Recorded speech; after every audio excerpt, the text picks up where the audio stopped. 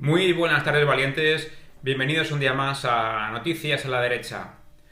Hoy, lunes 30 de enero, repasaremos las noticias que han sido hoy y los días anteriores más importantes. La verdad es que se me están acumulando las noticias y bueno, voy a hacer un repaso de lo que ya son bastantes noticias a comentar y bueno, no me entretengo y empezamos con ellas.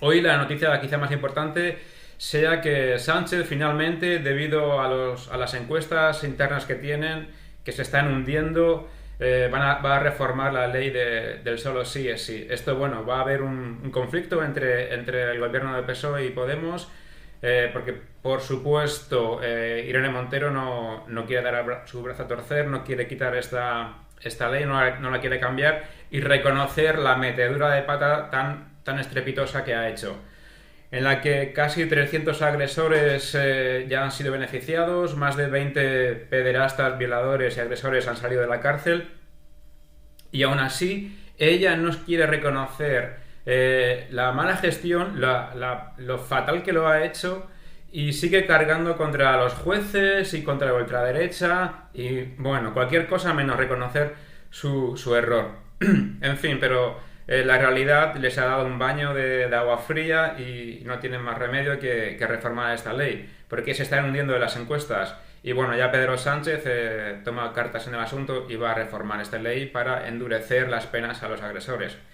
Bueno, al menos Pedro Sánchez, obligado por las encuestas, va a hacer este cambio que es que era totalmente necesario. Y es que, bueno, las encuestas dan que va a ganar la derecha, el PP de Feijóo, que dice que con Vox no quiere pactar, no va a pactar nada con Vox, pero se abre a la posibilidad con el PSOE. Estupendo, Feijóo, ya sabemos a qué tenernos. O sea, prefieres irte con Sánchez, ¿no? Eres el relevo de Sánchez antes que unirte con Vox. Pero bueno, yo realmente el PSOE, yo lo veo muy mal. Es que recordemos que ha pasado en Andalucía, se han hundido, ha ganado el PP con mayoría absoluta incluso. En Castilla y León ha perdido 7 escaños, ¿no? De 35 ha pasado a 28. Y en Madrid ya el PSOE es tercera fuerza. Yo realmente creo que el PSOE va de culo y cuesta abajo y se va a dar no sé, un castañazo impresionante en las próximas elecciones. Y en las generales de final de año o principios del 2024, yo creo que el PSOE, y sobre todo si nos vamos a comer toda la crisis que está llegando ya, que no pueden ocultarlo, ¿no? Con las cifras de desempleo, yo creo que el PSOE, vamos, va a desaparecer o va a estar muy cerca, ¿no? A ver si ya después de más de 100 años de este partido corrupto, golpista y delincuente, al fin desaparece, porque es el mayor cáncer que ha tenido España en las últimas décadas, en el último siglo. Bueno, vamos a dejar ya al PSOE, vamos a ir con su compañero de gobierno. Probablemente hayáis visto esta fotografía de la ministra Ione Belarra, en la que, si no la habéis visto, os animo a que busquéis por internet, en la que Ione Belarra posa como si fuera la Virgen María o algo así, ¿no? Y detrás el aro de los santos, ¿no? Coincide con la figura esta, con el círculo de la Agenda 2030. Y yo creo que en esa foto resume muchas cosas. La primera es que, bueno, Ione Belarra y Podemos son incapaces de condenar el terrorismo yihadista como ha ocurrido hace unos días, y en cambio sí tienen cualquier excusa para mofarse de los católicos. Esa es la primera. Y luego, la Agenda 2030, es que para ellos ya se ha convertido en una religión. No sé, el cambio climático, nadie puede discutirlo, es como un dogma de fe. O sea, el cambio climático puede ser cierto, puede ser que el hombre esté contribuyendo al cambio climático, pero puede que no, porque ha habido épocas en la Tierra en la que la concentración de CO2 era muchísimo, decenas de veces más alta de lo que es ahora, y en cambio la temperatura no era tan alta. Entonces, y si lo discutes, ya te cierran, no te dejan continuar, te dicen que eres un negacionista y bueno, o sea, poco más que la Edad Media y fueras un hereje, ¿no? Es que esto es ya la Agenda 2030. La Agenda 2030, que quiere poner fin a la pobreza, otro de sus puntos, Pero realmente su frase más importante es esta que dice, no tendrás nada y serás feliz, pero vamos a ver, ¿cómo vamos a combatir la pobreza si al mismo tiempo pretendes que no tengamos nada? Quieren combatir el hambre y la seguridad alimentaria, pero ¿cómo? En vez de generar carne, cereales para todos, quieren que nos pasemos a comer gusanos y cucarachas. En fin, no sé. La Agenda 2030 es la nueva religión de los progres. Ellos se mofan de los católicos porque creen en un Dios, pero en cambio ellos creen todavía que el comunismo funciona. Yo no sé cuántas veces tienen que quebrar un país y a cuántos millones de personas tienen que asesinar para que descubran de que el comunismo no funciona. Y luego nosotros creemos en Dios y ellos creen que las mujeres pueden tener pene y los hombres pueden tener vagina. En fin, no sé. Cada uno cree lo que quiera y bueno, es una auténtica locura. Está Yone Belarra, que se ríe de los católicos, no condena el terrorismo yihadista y bueno, y aquí está su nueva religión. Y seguimos con noticias de terrorismo yihadista. Detenidos en Gerona 2 magrebíes y un subsahariano que viajaban con 2 fusiles AK-47 en el maletero. No sé, yo no veo a muchos españoles o europeos que vayan con AK-47, es que ya son casualidades, ¿no? Que esta gente de magrebíes, musulmanes, viajando con armas.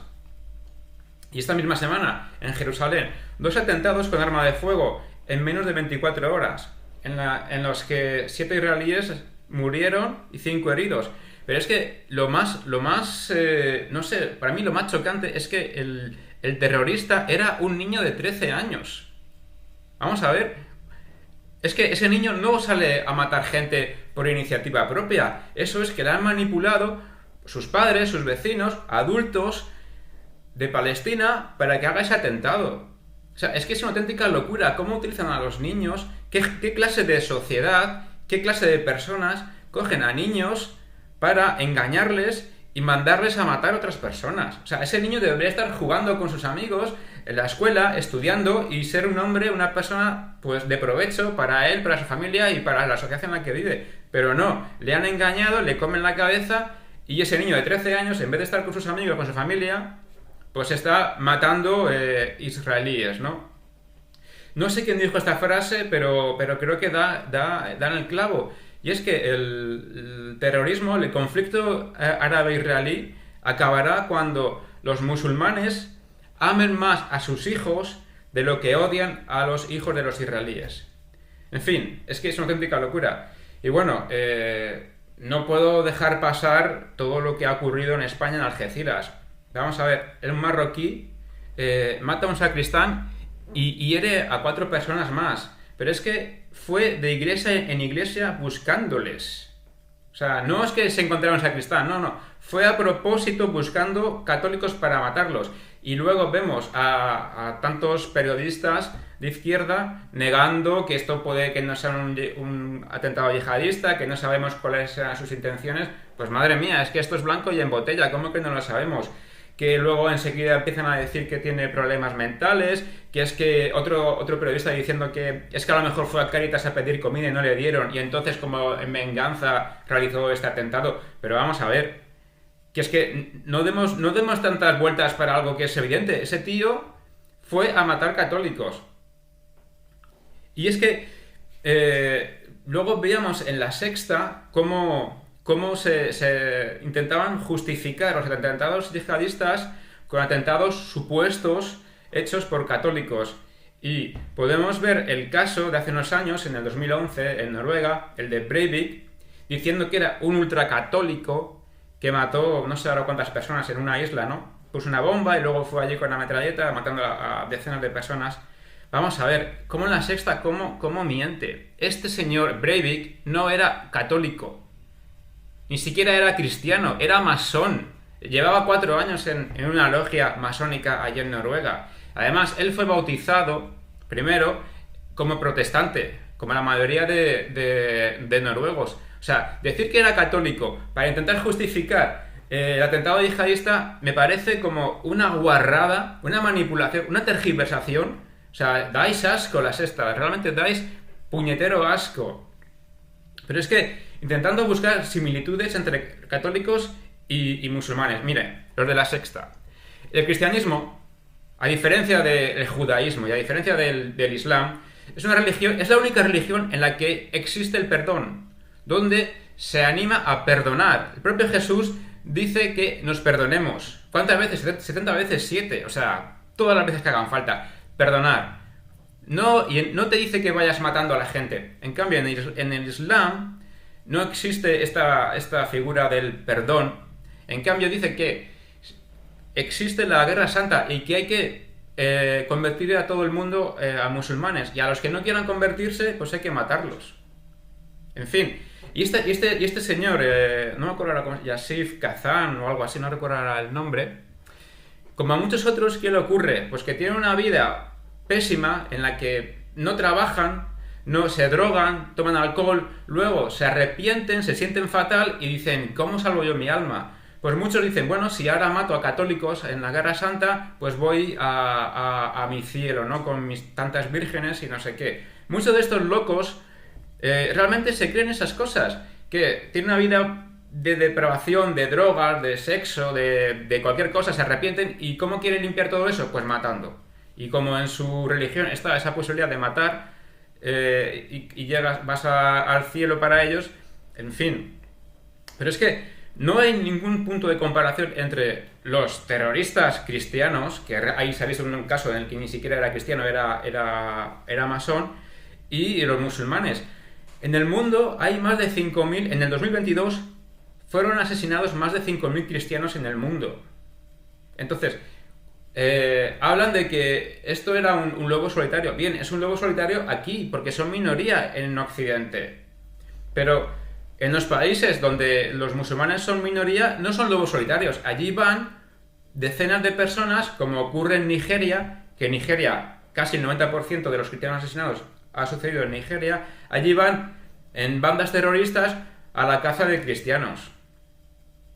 Así que no me puedes poner o sea, os tenéis que remontar al 2011, luego a otros casos de los años 90, intentando buscar similitudes entre católicos y musulmanes. Pero es que además hay otra diferencia fundamental entre musulmanes y cristianos.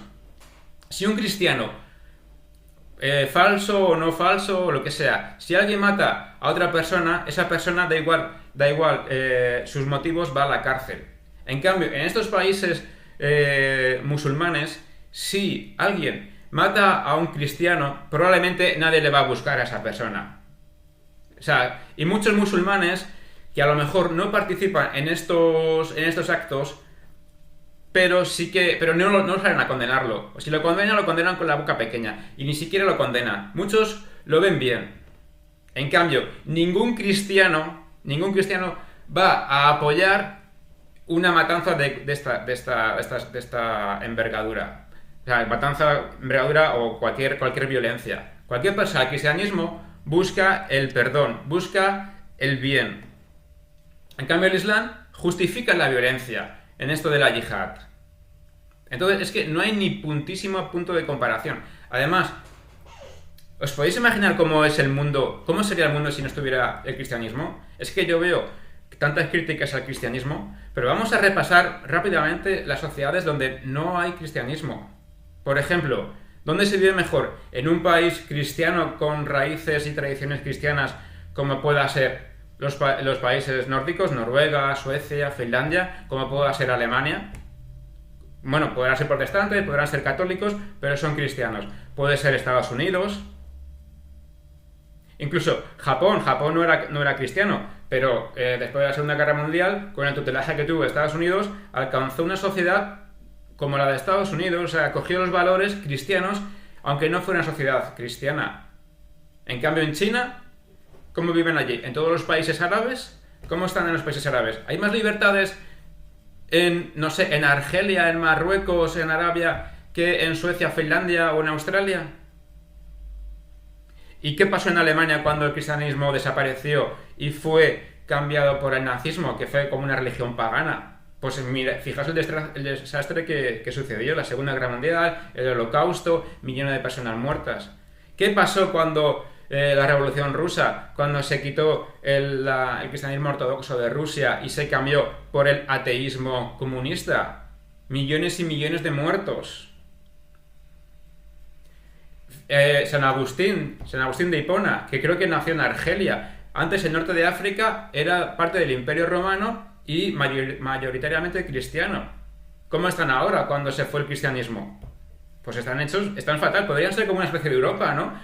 Arriba del Mediterráneo son cristianos, unos estándares de bienestar y de libertades bastante altos. En cambio, al sur del Mediterráneo, donde se eliminó el cristianismo y se cambió por el Islam, ¿cómo están allí ahora?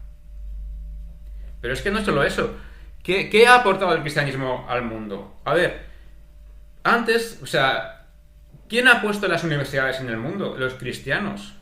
Todos los saberes que tenemos empezaron, o sea, muchos de ellos están recogidos en las universidades. Los monasterios no solamente se dedicaron a recopilar los saberes del griego de antes y lo copiaron a otros libros.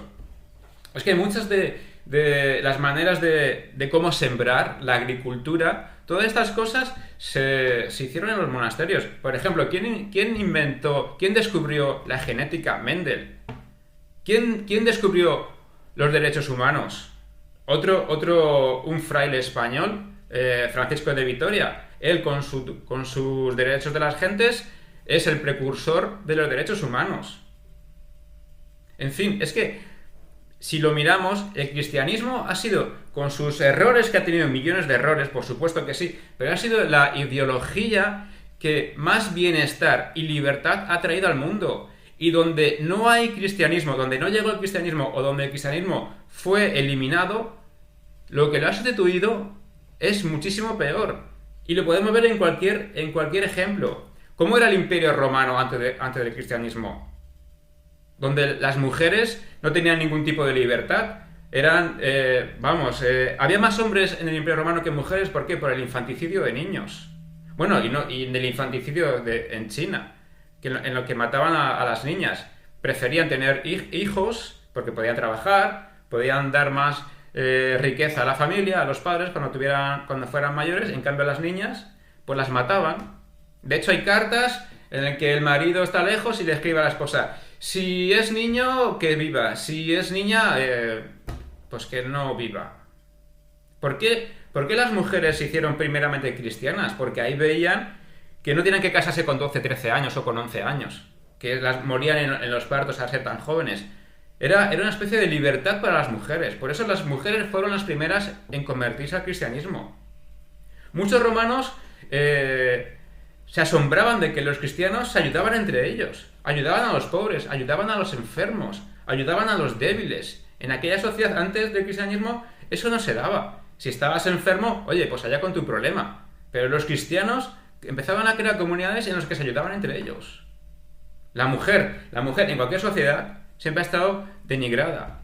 Solamente con el cristianismo, cuando se inventó la idea de persona, se le dio al hombre y a la mujer la misma categoría, la misma importancia. Antes no, antes solo hay que leer a Platón y ver cómo la poesía, el amor, todo era entre hombres, homosexuales, claro. La mujer era poco más que una cabra con quien había que hacer el esfuerzo para tener hijos. Y así ocurre en el Islam.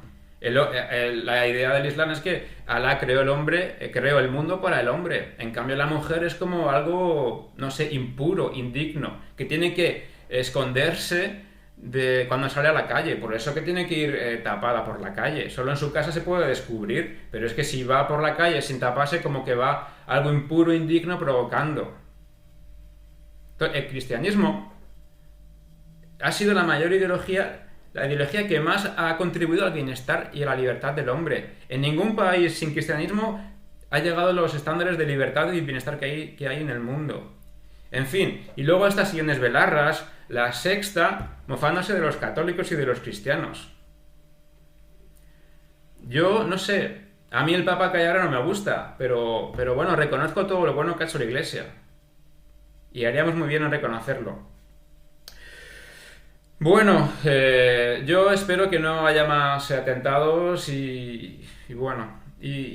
Bueno, es que habría que comentar. Este terrorista, el de Algeciras, ¿me podéis decir este hombre a qué se dedica? O sea, entró ilegal en España, estaba de ocupa. Antes había estado en Gibraltar y le expulsaron en 3 días, en el 2019. Ahora llegó aquí, a España, y llevaba más de 6 meses a la espera de ser expulsado. ¿Pero por qué tenemos que mantener a este tío? ¿De qué vivía? He buscado información y no he conseguido encontrar de qué vivía este hombre.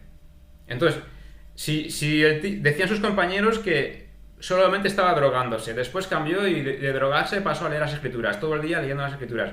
Entonces, es que ese señor no trabajaba, ¿no?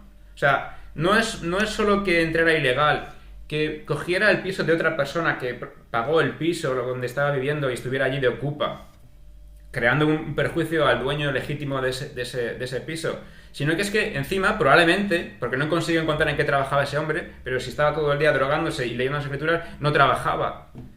Encima le estábamos pagando todo lo que hacía. Le pagábamos para que leyera escrituras, para que se radicalizara, para que un día se le cruzara un cable e hiciera lo que hizo. Pero vamos a ver, ¿por qué tenemos que aguantar a gente así en España? Si ese señor ya tiene orden de expulsión, que se vaya. Y si no le quiere admitir Marruecos, pues podemos hacer como hace Inglaterra, que los manda a Ruanda. Ha llegado a un acuerdo con Ruanda y los manda allí. Pues mira, le mandamos a Ruanda. ¿Qué problema hay? De todas maneras, si ese señor no tuviera las ayudas, si no estuviera en un piso ocupado, él mismo se iría a Marruecos, o más, ni siquiera hubiera venido. Ese hombre está en España porque es que somos los más tontos del mundo. Le dejamos entrar, le damos un piso y encima le estamos pagando con nuestro dinero. Pues así viene. Si no se lo diéramos, no vendría. Pero es que si encima de tener la orden de expulsión le seguimos dando las ayudas, pues claro, aquí se queda eternamente, viviendo de las ayudas, leyendo escritura, radicalizándose. En fin, es que es una auténtica locura. ¿Cuánta gente en el paro en España que no recibe nada? O gente que trabaja y ganando miserias. Y en cambio ves que estos ganan 600, 700, 800 euros con la casa ya pagada. Porque están de ocupas, claro. Incluso casos exageradísimos en el que subsaharianos cobrando, falsificando el pasaporte, cobrando varias, hasta 50 mensualidades, llegaron a ganar más de 1 millón de euros en el País Vasco. En fin, es que tenemos unas políticas absurdas. Los españoles no recibimos nada. ¿En qué me llegan estos? Y se lo dan todo. Que yo esté a favor de la inmigración, pero de una inmigración ordenada y legal, y que responda a las necesidades laborales de España. Lo que no puede ser que alguien sin estudios, sin experiencia laboral, venga aquí a España. ¿Para qué? ¿Qué aporta ese señor? Ni siquiera va a ser camarero. O sea, es que no viene, solo viene por las ayudas. Es que decir, no, es que no hay natalidad en España, necesitamos inmigrantes. Sí, necesitamos inmigrantes, pero inmigrantes que tengan formación y puedan aportar al país. Por ejemplo, yo he conocido médicos venezolanos, ingenieros cubanos, que sí hacen falta en España. Ahora tenemos un grave problema con los médicos. Bueno, pues que vengan para acá todos los médicos venezolanos y cubanos. Ellos sí aportan a España. ¿Pero qué aporta este magrebí que no tiene estudios y no tiene experiencia laboral, que solo viene aquí a leer escrituras y a drogarse? ¿Por qué tenemos que pagarle a ese tío nada? Bueno, pues quédate en tu país. ¿Quieres venir a España? Estupendo. Haces una solicitud para venir a España. Si cumple los requisitos que necesita España, oye, pues te abrimos las puertas. Vienes aquí. Si yo conozco muchos marroquíes en España trabajando. Tienen sus fruterías, que lo tienen muy bien, muy ordenado, todo muy limpio, con muy buena calidad, con muy buenos precios, ¿sabes? Pues mira, oye, estupendo estos marroquíes, pero este tío, ¿qué hace en España? Drogarse, leer escritura, radicalizarse, viviendo a nuestra costa, ¿para qué? ¿Para que un día se le cruce un cable y los mate? Bueno, valientes, esto ha sido todo por hoy, me he enrollado mucho, lo sé, Pero bueno, es que llevaba varios días sin comentar y tenía aquí la espina clavada. Pues nada, espero que paséis muy bien la tarde, que disfrutéis y mañana espero volver a veros. Un saludo, valientes, hasta luego.